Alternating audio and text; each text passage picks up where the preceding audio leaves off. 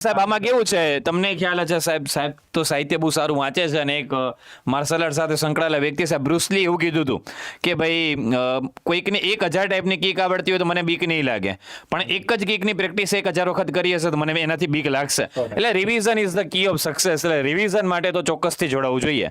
સો સાહેબ હવે તમે ફાઇનલ કંકુના કરી દો કે કેટલું ડિસ્કાઉન્ટ આપવું છે અને ક્યાં સુધી આપવું છે, ખાસ એ જરૂરી છે, કઈ સમય મર્યાદા સુધીમાં. તો સાહેબ આપણે આની ફીસ જે હતી એ ડિસાઈડ તો કરી હતી આપણે 699 રૂપિયા, પણ આજે છે પ્રજાસત્તાક દિવસ અને એટલે આપણે એવું વિચારીએ છીએ કે 699 ઠીક છે રાખશું કાલથી, પણ આજના દિવસ પૂરતો એ લોકોને આમાં પણ કેટલું 50% જેવું ડિસ્કાઉન્ટ આપી દઈએ. અને એટલે લગભગ એમને જો આજના દિવસમાં બાય કરવું છે તો આજે એ લોકોને લગભગ આપણે પ્રાઇસ એવી કંઈક રાખશું 390 349 એવી કંઈક સમથિંગ પ્રાઇસ રાખશું, તો આજે તમે બાય કરી શકો છો અને એમાં જ તમને બધું જ મળી જવાનું છે.